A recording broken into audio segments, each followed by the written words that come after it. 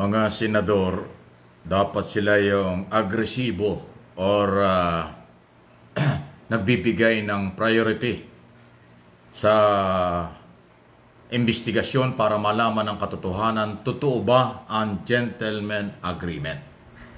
Kaya ng dating administrasyon sa China. Kaya ko sinasabing ang Senado ang merong dapat na agresibong galawan dito dahil ang anumang agreement or treaty ang dadaan sa Senado o dapat alamin ng Senado. Kasi ang mga Senado, national, di ba, na institusyon ng ating pamahalaan. Lalo na kung mga treaty ang pinapasok ng ating gobyerno, merong jurisdiksyon ng Senado na himayin yan. Alamin kung ano ang ibig sabihin. Kasama na dyan yung gentleman agreement dahil nakataya dyan ang property ng Pilipinas, ang kapangyarihan ng Pilipinas sa ating bansa, hindi lang sa West Philippine Sea. Pero ang nakapagtataka, ilang linggo na, o ilang araw na, o buwan na, ang isyong ito, parang meron ng resolution dyan para mag-imbestiga, hindi pa rin gumagalaw. Katunayan, ang Senado, kahit nakareses, pwedeng mag-imbestiga in aid of legislation. Pero noon, maaaring dahilan, nakareses kami, kaya hindi namin ginagawa. Ngayon, nag-resume na sila. 1 linggo na, pero hindi pa rin po nila pinag-uusapan ito. Naunahan pa at maunahan pa sila ng Kongreso. Although ang Kongreso, meron din karapatan in aid of legislation. Pero kapag agreement o treaty, dapat Senado ang nauna dyan na nagkaka-interest. Dahil ba sa merong mga senador na identify sa mga Duterte o sa nakaraang administrasyon, na alam naman nating lutang na lutang yung grupong yan, na merong utang na loob or pakikipagkaibigan na mga basihan kaya hindi sila gumagalaw. Lumabas yan dun sa isyu ng pang-iimbestiga kay Kibuloy, nakaalyado ni Duterte. Yung ibang senador ay kaibigan at utang na loob ang pinairal kaya kinakampihan nila at hindi interesado sa hearing kahit member ng komite.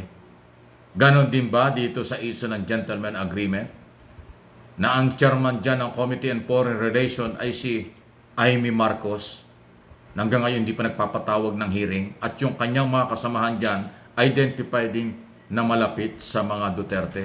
Yun ba ang dahilan? Nagtatanong lang po tayo, hindi ko kayo inaakusahan.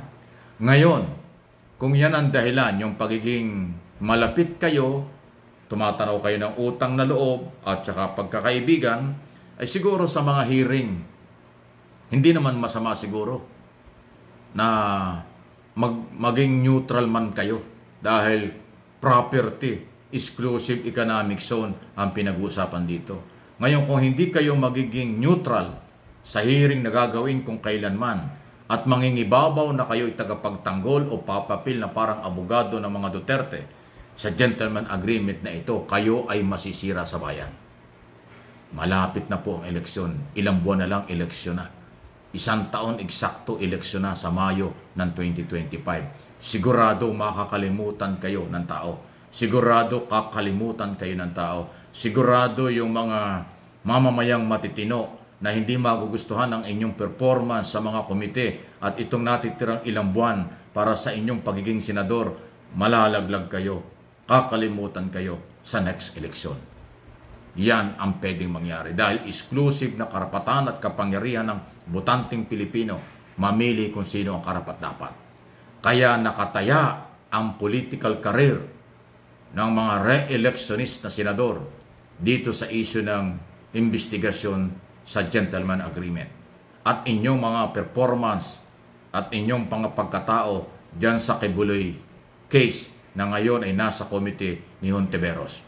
So Duterte Kibuloy case na haharapin at iniimbestigahan at iimbestigahan ng Senado, nakataya dito ang political career ninyo. Pag sumablay kayo rito, sigurado sablay din kayo sa taong bayan sa next election. Warning ito. Kung ayaw nyo maniwala, bahala kayo. Kung maniwala kayo, mag-ingat kayo. Pero ang kapangyarihan ng botanteng Pilipino sa darating na eleksyon, hindi nyo pwede yang pakialaman. Hindi nyo pwedeng takutin. Dahil gising na sa katotohanan ng taong bayan kung ano ang galaw ninyo at ano ang dapat nilang gawin. Lalo na po ang mga kabataang pag-asa ng bayan. magdidesisyon sila. Okay? Inuulit ko, hindi ito pananakot. Nagpapakatotoo lang ako para kung gusto nyo maging matino kayo at makabalik kayo sa Senado, gawin nyo ang para sa bayan. Pero kayo ay magmamatigas dahil nakatingin sa utang na loob at pagkakaibigan, tingnan ninyo kung anong mangyayari sa inyo.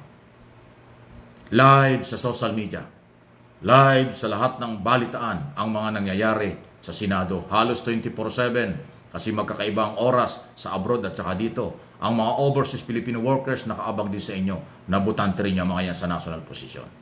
Mga Pilipinong nasa abroad na nakarehistro at boboto, alam din nila ang kaganapan. Aware sila dahil sa lakas ng social media. Hindi lang dito sa aking mga channel na open nating sinasabi ang mga kaganapan.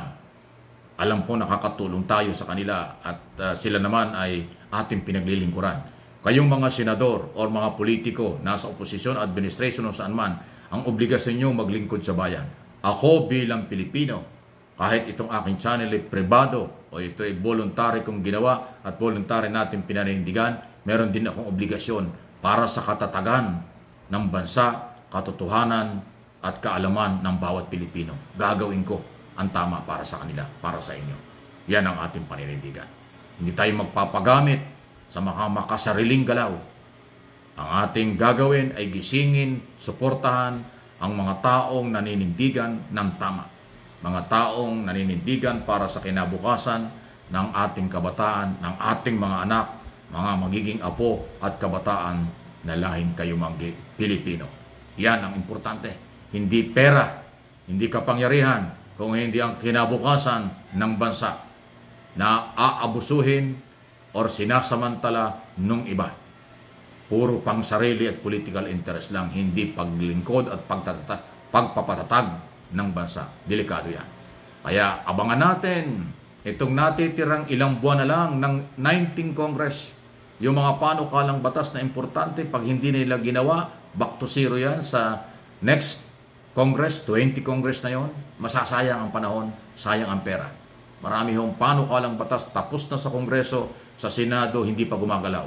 Maiipit yan, katulad na sinabi ko sa unang mga video natin, pagdating ng budget deliberation after July, State of the Nation address ng Pangulo, budget deliberation na, maiipit na ibang panukalang batas. Kaya bago mag-July, dapat mag-double time ang mga senador sa tambak nilang trabaho. Pero ang problema, inuuna pa ng iba.